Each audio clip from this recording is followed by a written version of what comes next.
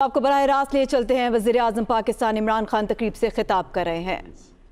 Including immediate return of stolen assets, penalties on the financial institutions, lawyers and accountants and other enablers of corruption, crime and tax evasion, disclosure on the beneficial ownership of companies, a global minimum corporate tax, fair digital taxation, review and revision of unequal investment treaties, and a coherent mechanism for monitoring illicit financial flows set up under the United Nations.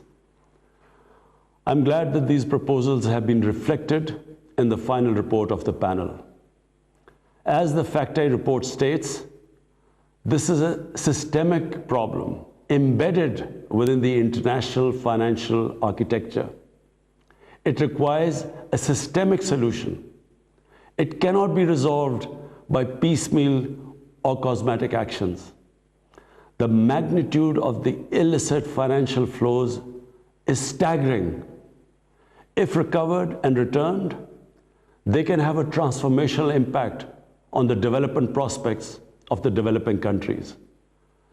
As the report says, this could enable the developing countries to eradicate poverty, reduce inequalities, build back better after the COVID crisis, address climate change, and strengthen human rights. I endorse the three-point plan proposed by the panel. 1. Apply international values of honesty and integrity to all financial transactions. 2. Strengthen policy frameworks. And 3. Reform and reinforce the relevant institutions dealing with these illicit financial flows. These responses could form a part of global pact for financial integrity.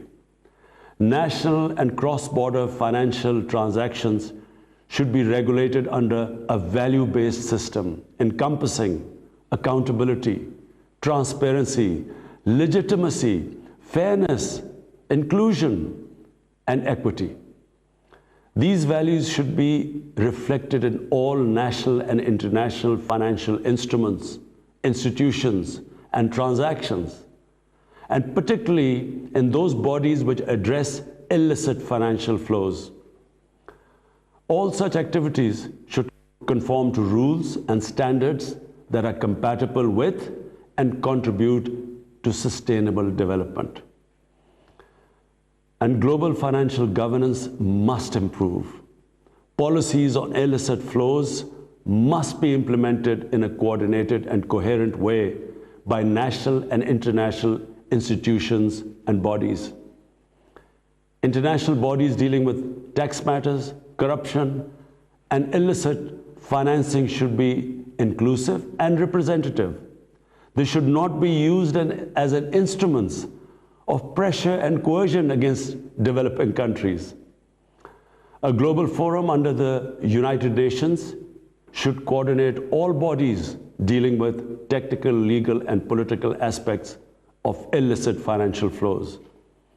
It should incorporate a mechanism to adjudicate and mediate disputes on issues relating to illicit financial flows.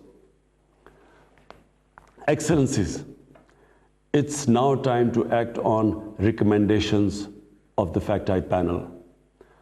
Pakistan will be happy to join in proposing the adoption of FACTI panel report by the United Nations Economic and Social Council and the General Assembly. We must also take some quick, concrete actions. First, a commitment by haven countries to immediately and unconditionally return all foreign assets that are shown to be stolen or whose legitimacy cannot be explained. The OECD's proposal to freeze and return the unexplained assets of foreign politically exposed persons is worthy of consideration.